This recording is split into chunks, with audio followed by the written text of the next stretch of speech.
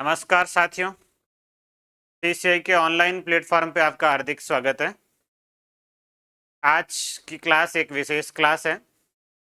SI भर्ती जो अभी एक बहुत बड़ी भर्ती आई है, 1000 से अधिक पदों पर भर्ती आई है, जो एक मतलब अब तक की सबसे बड़ी और एक ऐतिहासिक भर्ती है। राजस्थान पुलिस में एसआई सब इंस्पेक्टर की सबसे बड़ी भर्ती जो आई है, और इस भर्ती में अपना गणित का एक छोटा सा पार्ट है जिसके कुछ प्रश्न आते हैं। लगभग इसके पहले के मैंने सारे पेपर देखे हैं, 2021 के 16 के, मतलब जितनी पारियां हुए उन सब पेपर्स को एक बार एनालिसिस किया। करीब 4 या 5 प्रश्न आपको एक पेपर में मिले हैं। और इसका जो पाठ्यक्रम है, इसको कैसे तैयार करें, कौन कौन से सिलेबस में टॉपिक है, और पिछली भर्ती में जो प्रश्न आए वो कैसे कैसे प्रश्न आए हैं, उन प्रश्नों को अपन हल भी करेंगे। और पाठ्यक्रम में कौन कौन से टॉपिक है इसकी भी अपन पूरी चर्चा करेंगे। इन टॉपिक को कैसे तैयार करना है, आसान सही है। देखो, किसी भी भर्ती की अपन तैयारी कर रहे होते हैं तो किसी पार्ट को छोड़ के नहीं जाना होता। जैसे विशेषकर आरपीएससी एग्जाम में तो ऐसा नहीं कर सकते हैं। जैसे इस बार था फर्स्ट ग्रेड फर्स्ट पेपर था, उसमें कई विद्यार्थी ऐसे थे जो मतलब यूं सोच रहे थे कि अपने को गणित नहीं आती, अपन जीके अच्छा तैयार करते हैं। अब जीके कितना ही अच्छा तैयार करो, जो प्रश्न नहीं होना वो नहीं होना है। और गणित ऐसा सब्जेक्ट है जिसको आप अच्छा तैयार करके जाओगे तो आपके पूरे में से पूरे अंक आएंगे। तो आप किसी पार्ट को छोड़ के मत जाइए। जितनी आप ज़्यादा जीके में डीपली मेहनत कर रहे हैं, उससे अच्छा है कि बाकी के पार्ट में कि यदि मेहनत की जाए तो आपका स्कोर अच्छा हो सकता है। तो आप किसी पार्ट को छोड़ के नहीं चलेंगे। और अभी अपने पास में पर्याप्त समय है तो आप गणित तैयार कर सकते हैं। इतना कुछ है ही नहीं, केवल 7 टॉपिक है और आसान आसान टॉपिक है। इसमें ज़्यादा कोई हार्ड टॉपिक नहीं है कि जहाँ आपको समझ नहीं आएगा, ऐसी है ही नहीं। नॉर्मल अंक गणित के टॉपिक है। संख्या पद्धति, जिसका प्रश्न नहीं आया अब तक एसआई की परीक्षा में, संख्या पद्धति से नहीं आया। एक आध सरलीकरण का कोई दिया था, वो संख्या पद्धति से संबंधित, बाकी नहीं दिया। प्रतिशत, अनुपात समानुपात, लाभ हानि, सरल ब्याज, चक्रवर्ती ब्याज और आंकड़ों का विश्लेषण, इस टॉपिक का तो प्रश्न हर पेपर में आया है। और सबसे सरल टॉपिक ये है, आया ही है। चक्रवर्ती ब्याज का भी प्रश्न आया है, सरल ब्याज का, लाभ हानि का, अनुपात का, प्रतिशत का, इन सब के प्रश्न अब तक परीक्षा में पूछे गए हैं। तो ये टॉपिक जो है वो बहुत सरल टॉपिक है। इन टॉपिक को आप आसानी से तैयार कर सकते हैं, ज़्यादा कुछ पढ़ने की जरूरत नहीं है। इसके लिए मैं आपके एक ऑनलाइन कोर्स लेके आया हूँ अपने सीसीआई ऐप में। सीसीआई पीएमआर नाम से ऐप है, प्ले स्टोर से आप इस ऐप को डाउनलोड कर लीजिए। और इसके अंदर आपको एसआई का गणित का कोर्स मिल जाएगा।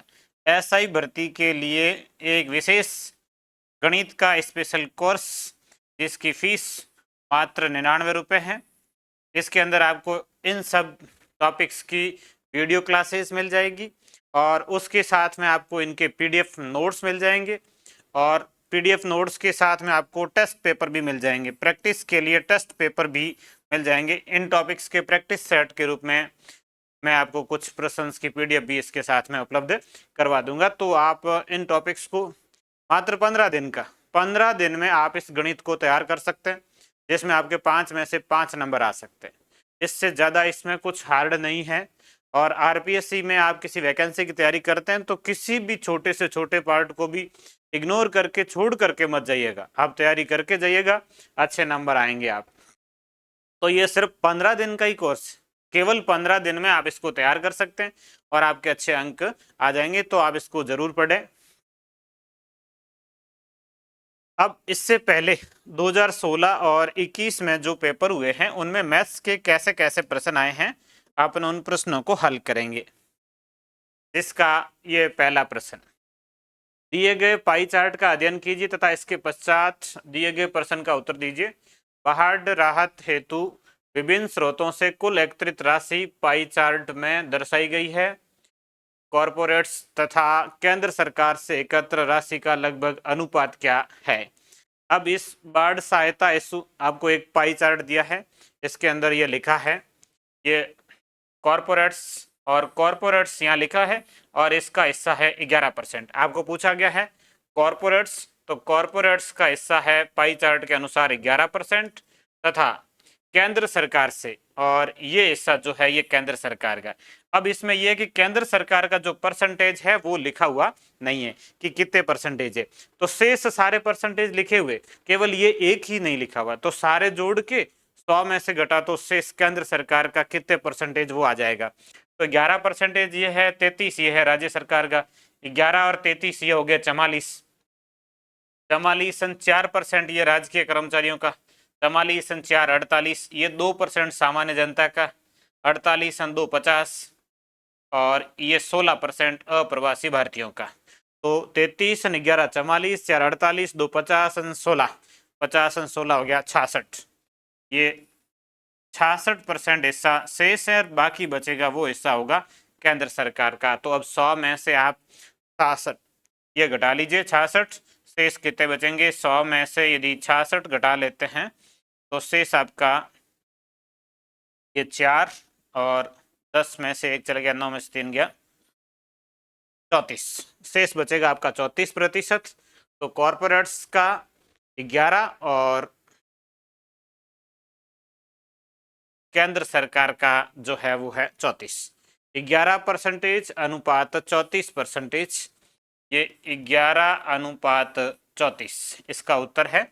अब प्रश्न में 11:34 है नहीं, इसको लगभग में लिखना है, एग्जैक्टली क्योंकि नहीं है, आप टोटल जोड़ के घटा रहे हैं, तो ये 11:34 मतलब यदि 33 होता तो 11:33 से 3 बार कट जाता, ये 34 से मतलब नहीं कट रहा, तो लगभग इसका अनुपात लिखना है।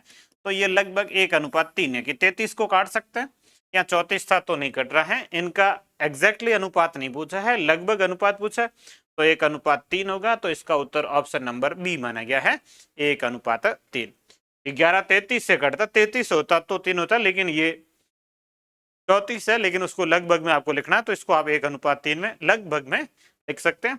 तो ये प्रश्न पूछा गया, पाई चार्ट से संबंधित है, बहुत आसान सा आंकड़ों का विश्लेषण जो टॉपिक है उसमें इस तरह के प्रश्न बनते हैं, और इस टॉपिक को आपको ऐप के अंदर बढ़िया ढंग से पढ़ाएंगे तो ये सारे जैसे प्रश्न बनते हैं वो समझ में आ जाएंगे। अगला, दो मिश्र धातुओं में तांबे तथा टिन का अनुपात 3:4 तथा 1:6 है। यदि प्रथम मिश्र धातु से 7 किलोग्राम तथा द्वितीय मिश्र धातु से 21 किलोग्राम मिलाकर एक नई मिश्र धातु बनाई जाए तो नई मिश्र धातु में तांबे तथा टिन का अनुपात, प्रथम है 7 किलोग्राम, द्वितीय है 21 किलोग्राम। इस 7 किलोग्राम में जो अनुपात है तांबे और टिन का वो 3:4 है, 21 किलोग्राम में जो है वो 1:6 है। तो इस 7 को 3:4 में डिवाइड करना, पहले तो कि 7 को 3:4 में बांटेंगे तो 7 3 4 7 ही होते हैं, पूरा 7 है, इसको 3 4 में बांटेंगे तो 3 किलो ये होगा और 4 किलो ये होगा। पहले जो लिखा वो तांबा है और बाद में जो लिखा टिन, मतलब 7 में 3 किलो तांबा है और 4 किलो टिन है। इसको 1:6 में डिवाइड करेंगे तो आप 21 में 6 एक 7 का भाग देंगे, 21 टोटल इससे 6 एक 7 करने, 21 में 7 का भाग, 21 में 7 का भाग जाएगा 3 बार, तो 3 से गुणा करेंगे, 1 को 3 से गुणा करेंगे तो 3 किलोग्राम, 6 को 3 से गुणा करेंगे तो 18 किलोग्राम, 18 3 21 हो गए, 21 का 1:6 में बंटवारा करेंगे तो 3 और 18 आएगा। अब इन दोनों को मिला रहे, टोटल तांबा और टिन कितना, तो तांबा 3 इसमें और 3 इसमें, टोटल तांबे की मात्रा 3 और 3 हो जाएगी 6 अनुपात टिन, 4 इसमें 18 इसमें, 18 4 हो जाएंगे 22, दोनों को मिलाएंगे तो 18 4 22, 6 और 22 ये दोनों 2 से कट जाएंगे, 3:11, 6 और 22 2 से काट सकते हैं, 2 का भाग जरा, 6 में 3 बार, 22 में 11 बार, इसका उत्तर आएगा 3:11, ऑप्शन नंबर ए इसका सही उत्तर है। ये अनुपात में मिश्रण का प्रश्न आया, बहुत आसान सा प्रश्न है, इस तरीके से इसको आप हल कर सकते हैं। अगला प्रतिशत का है, 2 उम्मीदवारों के चुनाव में जिस उम्मीदवार को 39% मत प्राप्त हुए वह 19,800 मतों से पराजित हुआ, हार जाता है। 39% ही मिले तो हारेगा, क्योंकि आधे से भी कम मिले। टोटल मत 100%, इसमें से एक को मिल रहा है 39%। अब दूसरे को कितना मिलेगा, 100 में से 39 घटा लीजिए, 61%, तो सेकंड का कितना बच गया है 61%। अब इन दोनों में हार जीत का अंतर 61 और 39 का, यहां से देख सकते हैं कितने परसेंट से हार जीत हुई है, डिफरेंस दोनों के बीच का परसेंटेज में और मतों में। मतों में तो 19,800 है, परसेंटेज में कितना होगा, तो 61 और 39, 61 में से 39 घटा लीजिए, 11 में से 9 घटाएंगे तो 2, और 6 में से 1 हासिल चलेगा, 5 में से 3 घटाएंगे तो 2, तो ये आएगा 22%। अंतर दोनों का 22% है, और इस 22% का जो मान है वो 19,800 है। 22% 19,800 है, और कुल मत मतलब 100%। 100% का मान कितना होगा, एक एक नियम के अनुसार इस 22 का भाग देंगे, 100 से गुणा करेंगे, तो ये 19,800 बटे 22 और गुणा 100, और 198 में 22 का भाग पूरा पूरा चला जाएगा। 2 से यदि पहले काटेंगे तो ये 2 से कटेगा 11 बार, ये 2 से कटेगा 99 बार, 11 99 से कट जाएगा 9 बार, 9 और ये 4 0, कुल मत कितने होंगे, 90,000 होंगे। तो इसका ऑप्शन नंबर ए सही उत्तर है। कुल मत कितने हैं, 90,000 है। जो आए हुए प्रश्नों का, वैसे एक आरपीएससी और अधीनस्थ बोर्ड के जो पुराने पेपर्स की जो श्रृंखला चल रही है, उसमें मैं जो अब तक पूछे गए उन प्रश्नों को हल करवा भी रहा हूँ, तो आप प्रैक्टिस के लिए साथ में टॉपिक पढ़ने के बाद उन प्रश्नों को एक बार देख सकते हैं कि और कैसे कैसे प्रश्न पूछे गए हैं, तो उन प्रश्नों से आपका ये टॉपिक और ये सारे प्रश्न क्लियर हो जाएंगे। एक धन चक्रवर्ती ब्याज से 2 वर्षों में 4,850 रुपए तक बढ़ता है तथा 3 वर्षों में ये 5,335 रुपए हो जाता है, तो ब्याज दर कितनी है। 2 वर्षों में इतना धन हो गया और 3 वर्षों में इतना हो गया। देखो 2 वर्ष में जो धन हो रहा है वो 4,850 हो रहा है, और 3 वर्ष में जो हो रहा है 5,335 चक्रवर्ती ब्याज से।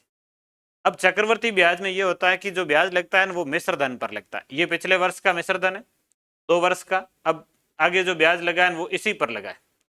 अब आपको पहले यहाँ से ये चेक करना कि ब्याज कितना आया, ये मिश्र धन 2 वर्ष का, ये 3 वर्ष का कितना ब्याज आया, तो 5,335, इसमें से 4,850 ये घटाएंगे, 5 में से 0 घटेगा तो 5, और 13 में से 5 घटेंगे तो 8, और 12 में से 8 घटेगा तो 4, तो ब्याज कितना आ रहा है, 485 रुपये ब्याज आ रहा है। एक वर्ष में 485 ब्याज आता है, तो ब्याज की दर ज्ञात करने का यह साधारण ब्याज के तरीके से ही होता है। चक्रवर्ती ब्याज में ऐसा है कि मिश्र धन पर ही ब्याज लगता है, साधारण ब्याज के तरीके से दर ज्ञात कर सकते हैं। दर का फॉर्मूला होता है ब्याज गुणा 100 बटे में मूलधन गुणा समय। अब इसमें जो ब्याज है वो 485 है गुणा 100 है। अब इसका मूलधन है कि ये 485 ब्याज किस पर आया था, इस पर आया था 2 वर्ष के मिश्र धन पर। मिश्र धन था 4850 और समय कितना, 1 वर्ष में ही आया, तो 4850 पे 485, ये 0 कट जाएगा और 485 कट जाएंगे, दर कितनी होगी 10%। तो इसमें जो ब्याज आ रहा है वो कितना है, 10% की दर से आ रहा है। ऑप्शन नंबर सी है, ये इसका उत्तर है। इस तरह के जितने भी टाइप बनते हैं अपने उस कोर्स में, सभी प्रकार के टाइप्स के प्रश्नों का उत्तर आपको पूरा विस्तृत समझाया गया, तो आपकी दिक्कत नहीं आएगी। अगला, किसी मशीन के मूल्य का अवमूल्यन 10% प्रति वर्ष होता है। अवमूल्यन का मतलब होता है कमी होती है 10%। इसको 3 वर्ष पूर्व खरीदा गया था। यदि इसका वर्तमान मूल्य 8,748 है, तो इसका क्रय मूल्य मतलब 3 वर्ष पहले क्या मूल्य था, तो 3 वर्ष पहले के मूल्य को x मान लीजिए, फिर उसमें अवमूल्यन हुआ, कमी हुई 10% प्रति वर्ष हुई। 10 कमी को लिखेंगे 90 बटे 100, 10 कमी होगी शेष 90 बचेगा, फिर 10 और कमी 90 बटे 100, और फिर 10 कमी 90 बटे 100, ये 3 वर्ष थे। और अब इसका 3 वर्ष बाद इसका मूल्य 8,748 ये बचा है।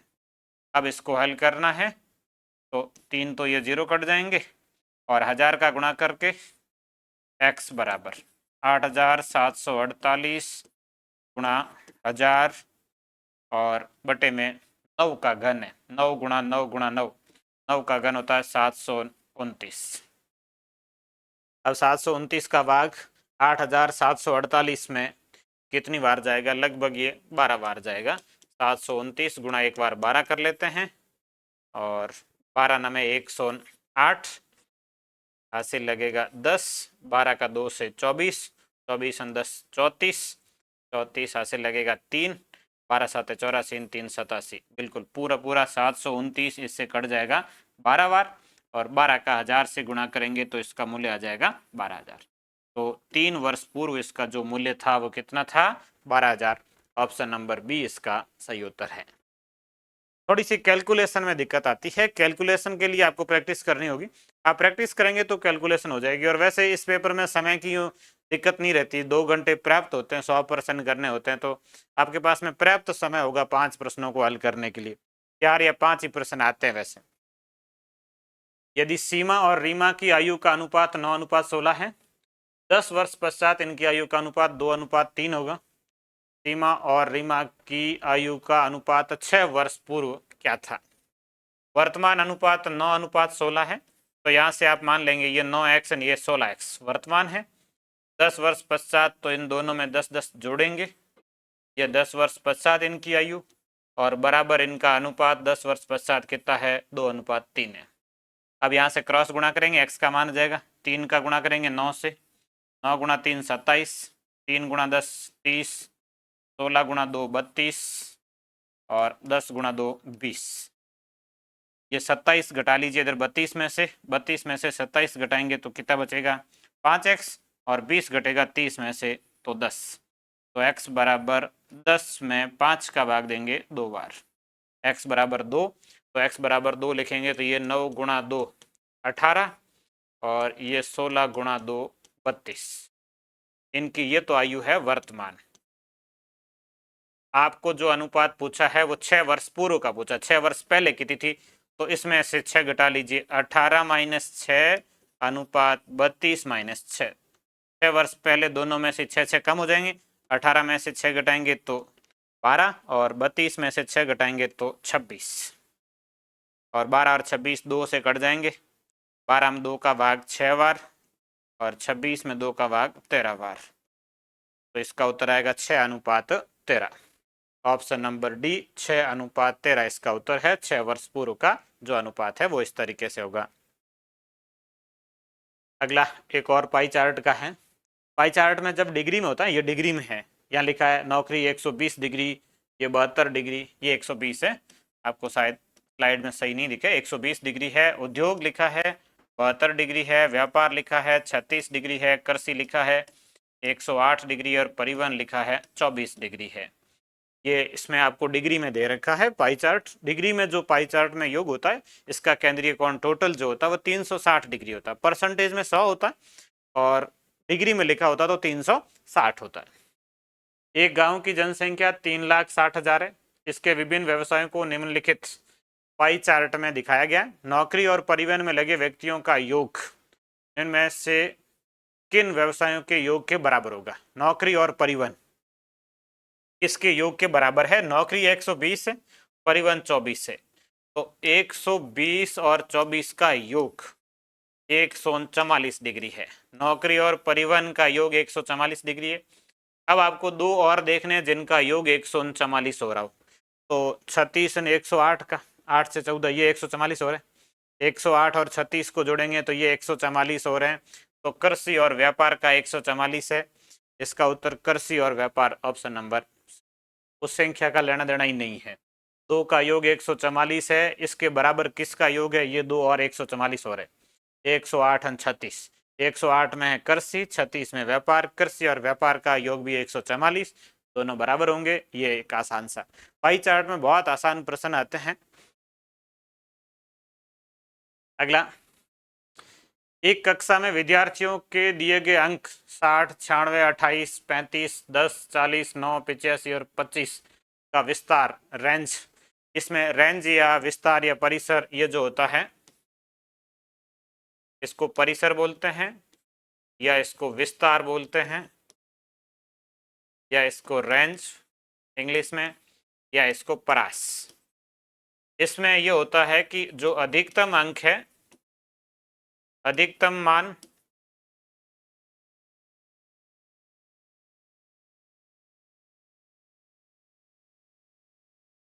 माइनस न्यूनतम मान, ये परास का फॉर्मूला होता है।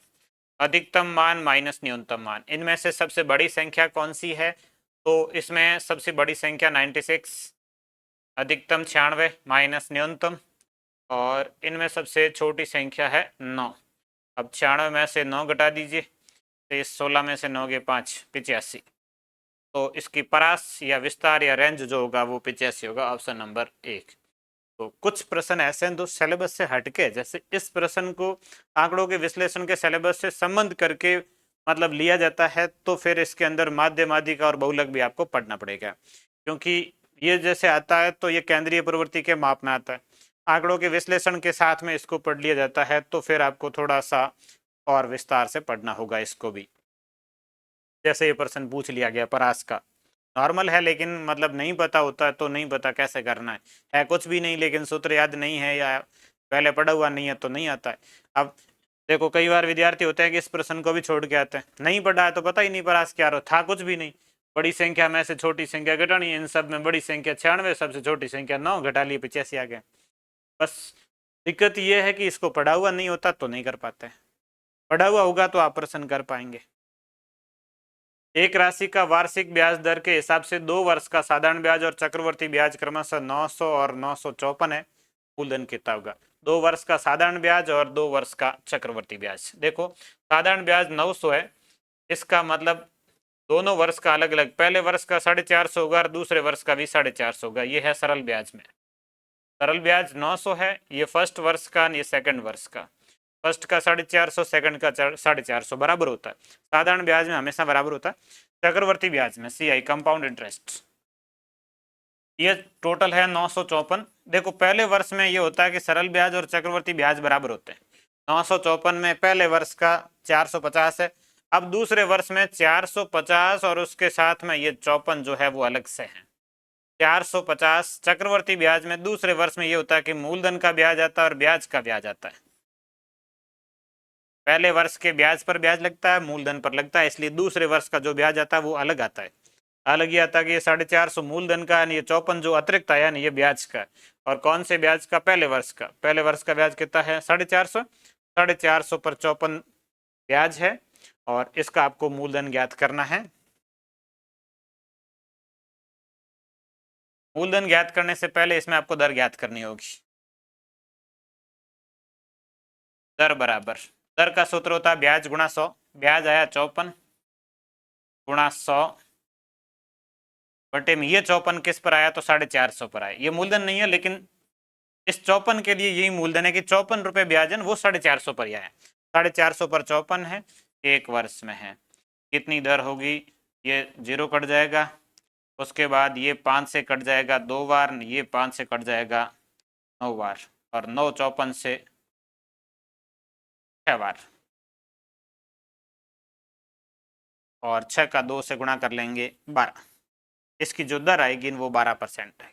दर कितनी है? 12% है। अब आप मूलधन ज्ञात कर सकते हैं। 2 वर्ष के साधारण ब्याज से कर सकते हैं, 1 वर्ष के साधारण ब्याज से मूलधन ज्ञात कर सकते हैं। तो 1 वर्ष का साधारण ब्याज देखेंगे तो साधारण ब्याज है 450, 1 वर्ष का गुणा 100 बटे में दर गुणा समय, दर 12 और समय 1 वर्ष। 12 का भाग दे दो 450 में, और नई संख्याएं कट रही है तो 2 से तो काट ही सकते, 6 से कट जाएगा 450। 450 में 6 का भाग, 6 7 42, 0 6 पंजे 30, 75 बार। 6 से ये कटेगा 75 बार, ये 6 से कटेगा 2 बार, 2 इधर कट जाएगा 50 बार। 100 से 75 गुणा 50 0, 5 गुणा 5 25, 5 7 35 और 2 37। तो इसका मूलधन कितना हो जाएगा? 3750, 3750, ऑप्शन नंबर डी। और ऐसे सारे टाइप के प्रश्न मेरे उस कोर्स में आपको करवाए हुए हैं, आप आराम से उसको पढ़ के और इस प्रकार के सभी प्रश्नों को हल कर सकते हैं। अगला फिर एक सांख्यिकी का प्रश्न है, आंकड़ों के विश्लेषण का, डिग्री में है, अलग अलग पार्ट है, पार्ट 1, पार्ट 2, पार्ट 3, 4 और 5। ये 1 है, 162 डिग्री है, ये 2 है, 108 डिग्री है, ये 3 है, और ये है 54 डिग्री, ये 4 है 18 डिग्री, और ये 5 भी है 18 डिग्री। 4 5 दोनों 18 डिग्री है, ये 54 डिग्री है, 108 डिग्री है, ये 162 डिग्री है। पहला एक नंबर जो है सरकारी क्षेत्र में रोजगार, 2 निजी क्षेत्र में रोजगार, 3 निगमित क्षेत्र में रोजगार, 4 स्वरोजगार, 5 बेरोजगार। ये थोड़ी सी संख्या लिखने में मिस्टेक है, ये थर्ड है, ये फोर्थ है और ये फिफ्थ है। फर्स्ट जो है सरकारी क्षेत्र में, सेकंड निजी क्षेत्र में, थर्ड निगमित क्षेत्र में, स्वरोजगार और बेरोजगार, ये 5 है और पांचों पार्ट का ये। अगर किसी शहर में कुल वयस्क टोटल संख्या 60,000 है तो कितने लोग बेरोजगार है? बेरोजगार कितने हैं? 18 डिग्री। 18 डिग्री कितने में से? 360 में से 18 बटे 360 और गुणा 60,000। 360 में से 18 बेरोजगार है, 60,000 में से कितने होंगे? तो 60,000 से गुणा कर लो।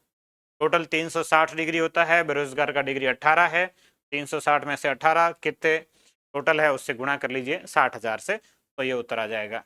तो एक जीरो ये कट जाएगा, 6 36 से कटेगा 6 बार, 6 18 से कटेगा 3 बार, 3 और 3 जीरो। 60,000 में से बेरोजगार कितने हैं? 3,000। तो इसका ऑप्शन नंबर सी सही उत्तर है, 3,000 इसमें बेरोजगार है। अगला, एक विद्यार्थी को उत्तीर्ण होने के लिए 35% अंक प्राप्त करने थे, उसने 650 अंक प्राप्त कर लिए और 50 अंकों से अनुत्तीर्ण हो गया। 650 अंक आए, 50 से फेल हुआ, मतलब 50 और आते तो पास होता, मतलब 700 अंकों से वो उत्तीर्ण होता। और उत्तीर्ण होने के लिए कितने परसेंट चाहिए? 35% चाहिए। तो मतलब 35% उत्तीर्ण होने के लिए चाहिए और 700 चाहिए, तो 35% का मान है 700। पूर्णांक मतलब कितने परसेंट का? 100% का मान कितना होगा? तो 700 में भाग देंगे 35 का और गुणा करेंगे 100 से। 35 70 से कट जाएगा 2 बार और 20 का 100 से गुणा 2000। तो इसका उत्तर आ जाएगा, पूर्णांक कितना है? 2000। Option number C. एक एक नियम से बहुत आसान से प्रश्न है ये, प्रतिशत पूरा एक एक नियम पर ही होता है वैसे। अगला एक ऐसा प्रश्न पहले और भी आया था, दो संख्याओं का अनुपात 3:7 है। वहां से आप संख्याएं लिखेंगे 3x और 7x। दोनों संख्याओं में से प्रत्येक में 8 जोड़ दिया जाए। ये प्रत्येक में 8 जोड़े, पहले में 8 जोड़ा, दूसरे में 8 जोड़ा। 8 जोड़ने के बाद इनका अनुपात 5:9 बराबर 5:9 लिख लो। अनुपात को भिन्न में लिख सकते हैं, 5:9 मतलब 5/9। संख्याएं ज्ञात करनी है, इसको हल करेंगे, x का मान आएगा, संख्या आ जाएगी 9 का 3 से गुणा 27x प्लस 9 का 8 से गुणा 72 और बराबर 5 का 7 से गुणा 35 और 8 का 5 से गुणा 40। 27 घटेगा इधर 35 में से, 5 और 3 ये 8x हो जाएगा और 40 घटेगा उधर 72 में से, 72 में से 40 घटेगा तो बचेगा 32। 8x बराबर 32, x बराबर 32 में 8 का भाग, 8 चौके 32, 32 में 8 का भाग जाएगा 4 बार। x का मान 4 है तो संख्याएं, एक तो 3x थी तो 3 गुणा 4 होगा, 3 गुणा 4 ये तो हो जाएगा 12। दूसरी संख्या थी 7x तो ये 7 और x का मान 4, 7 चौके 28। संख्याएं क्या होगी? 12 और 28 होगी। 12 28, ऑप्शन नंबर ए इसका सही उत्तर है, 12 और 28। अगला, दो व्यक्तियों ए तथा बी की आय का अनुपात 8:5 तथा उनके व्यय का अनुपात 5:3। यदि ए और बी की बचत 24 और 2000, ए की आय कितनी है? आय को मान लीजिए, इसकी आय 8x, दूसरे की आय 5x। पिछला ये पर्सन, एक और पर्सन, एक जैसे सब। अब इस आय में से बचत घटा लेते हैं तो खर्च आ जाएगा और खर्च का अनुपात दिया जो बराबर लिख लेंगे। तो इसकी बचत है 2400 घटा लीजिए और इसकी बचत है 2000 घटा लीजिए। आय में से बचत घटाएंगे तो खर्च बचेगा और बराबर खर्च का अनुपात लिख लो 5:3। आय मान लीजिए, बचत घटा लीजिए, बराबर खर्च लिख लीजिए। ये आय में से बचत घटाई बराबर खर्च आ जाएगा, खर्च का अनुपात है, यहाँ से हल करो, x का मान आ जाएगा। 3 इधर गुणा हो जाएगा, 5 इधर, क्रॉस का गुणा करना है। 3 का 8 से गुणा होगा, 3 8 है 24x माइनस 3 का 2400 से, 24 7200 बराबर 5 का इधर 5x से, 5 5 25x माइनस 5 का 2000 से, 5 गुणा 2 10,000, ये 10,000। अब घटा लीजिए, 24x है इधर, 25x में से घटेगा तो 1x बचेगा। 24 इधर आएंगे, 25 में से घटेगा, 10,000 उधर जाएगा और 7200 घट जाएगा। 10,000 में से 7200 घटेगा तो शेष बचेगा ये 10,000 माइनस 7200।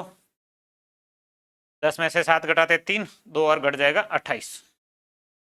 तो x बराबर कितना आ जाएगा? 28 आ जाएगा।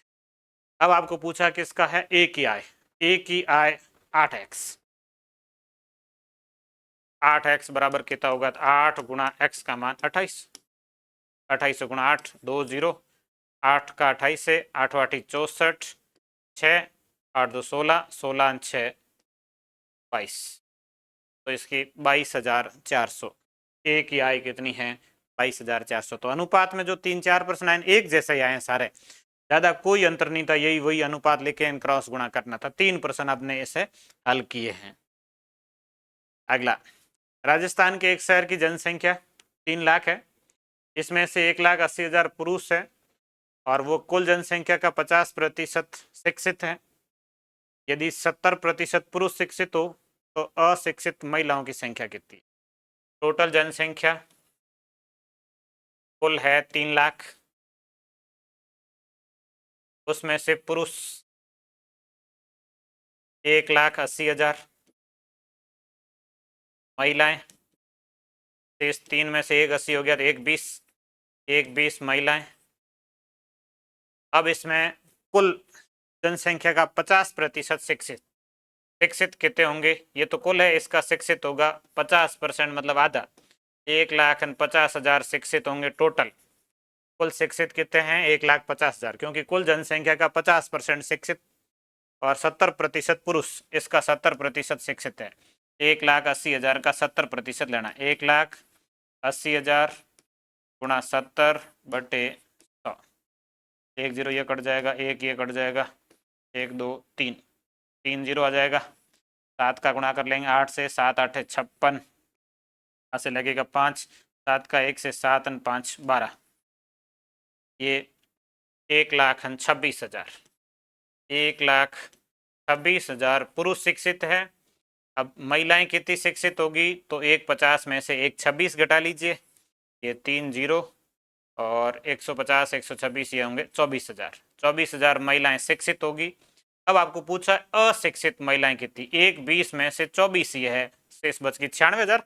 1,20,000 महिलाएं टोटल, उसमें 24,000 शिक्षित महिलाएं, शेष अशिक्षित कितनी है? ये घटा दीजिए, 96,000 अशिक्षित महिलाएं। तो अशिक्षित महिलाओं की संख्या कितनी है? ऑप्शन नंबर सी, ये 96,000। अगला, किसी धन पर एक निश्चित ब्याज दर पर 2 वर्ष का साधारण ब्याज 120 और चक्रवृद्धि ब्याज 129, ब्याज दर क्या होगी? ये भी सेम ऐसा प्रश्न अभी आया। 2 वर्ष का साधारण ब्याज 120 है तो उसमें पहले वर्ष का 60 दूसरे वर्ष का 60, चक्रवर्ती ब्याज 129 है तो पहले वर्ष का 60 दूसरे वर्ष का 60 प्लस 9 जो एक्स्ट्रा है वो दूसरे वर्ष में ब्याज पर ब्याज लगाए, पहले वर्ष के ब्याज पर ब्याज लगा, मतलब 60 पर ब्याज लगा 9, दर कितनी होगी? दर बराबर 9 गुणा 100, ब्याज गुणा 100 बटे मूलधन 60 गुणा समय 1। 60 पर 9 कितने परसेंट? ऐसे ही है, 9 और 60 पर है कितने परसेंट है? गुणा कर लीजिए 100 पर, यही है। 9 रुपये ब्याज है, 60 रुपये पर कितने परसेंट होगा? 60 रुपये पर 9 कितने परसेंट? 100 से गुणा कर लो, ये 0 कट जाएगा और 90 में 6 का भाग जाएगा 15 बार, 15 छक्के 90, कितने परसेंट? 15%। ऑप्शन नंबर ए इसका सही उत्तर है, 15% इसकी दर होगी। उसमें मूलधन पूछा था, इसमें दर पूछी, दर ज्ञात करके ही मूलधन ज्ञात किया जाता। तो 2% चक्रवर्ती ब्याज में भी एक जैसे आए हैं। ये अपना एक अंतिम प्रश्न एक इस तरीके का भी पूछा था, 1 - 1/3, 1 - 1/4, 1 - 1/5, ये इस तरह की श्रृंखला है। लास्ट 1 - 1/n, और इसको हल करने पर आपका क्या उत्तर आएगा? ये एक श्रृंखला है सरलीकरण का। वैसे तो 3 का 1 से गुणा होगा, 3 1 घट जाएगा 2/3। दूसरी संख्या 4 का 1 से गुणा होगा, 4 1 घट जाएगा तो 3/4। 5 का 1 से गुणा, 5 1 घट जाएगा तो 4/5। अब देखो एक श्रृंखला आ रही, 2/3, फिर 3/4, 4/5, अगला क्या आएगा? 5/6, फिर अगला क्या आएगा? 6/7, फिर 7/8, इस तरीके से आएगा। ऊपर वाली संख्या इससे एक कम होगी तो ऊपर n-1 होगा और बटे में n होगा, ये इस तरीके से। अब इसमें एक सीक्वेंस में संख्याएं कट जाएगी, वो सीक्वेंस पता करना। ये ऐसे कटेगा, इस 3 से 3 कटेगा, इस 4 से 4 कटेगा, 5 से 5 कटेगा, 6 से 6 कटेगा, 7 से 7 कटेगा, 8 इधर 8 से कटेगा, इधर n-1 होगा, वो n-1 से कट जाएगा। और बाकी बचा वो उत्तर लिख लो। n-1 इधर होगा, पिछले पद में इससे एक कम वाली संख्या इधर होगी, साथ ये इससे कट रहा है तो ये भी इससे कटेगा, तो पहली संख्या बची 2 और लास्ट संख्या बटे में n, तो इसका उत्तर आएगा 2/n। ये बी ऑप्शन 2/n इसका सही उत्तर है। ये इस तरीके के एसआई के अंदर प्रश्न आए हैं और आप इसको एक बार पुराने पेपर्स के प्रश्नों को मिला के और आगे की तैयारी के लिए आप किसी भी पार्ट को छोड़कर नहीं जाएंगे, ढंग से तैयार करेंगे, ये टॉपिक तैयार हो जाएंगे। प्रश्न यदि 5 आते हैं तो आप 4 कर लेंगे, 4 आएंगे तो 3 आप 100% कर लेंगे। एक आध परसेंट मान लीजिए कि आपसे गणित आपकी कितनी कमजोर है, नहीं कर पाएंगे, लेकिन आप 4 में से 3 कर ही लेंगे। तो आप एक बार इन टॉपिक्स को पढ़ के जाना, मात्र 15 दिन प्रैक्टिस कर लेना, आपके गणित का पूरा हो जाएगा।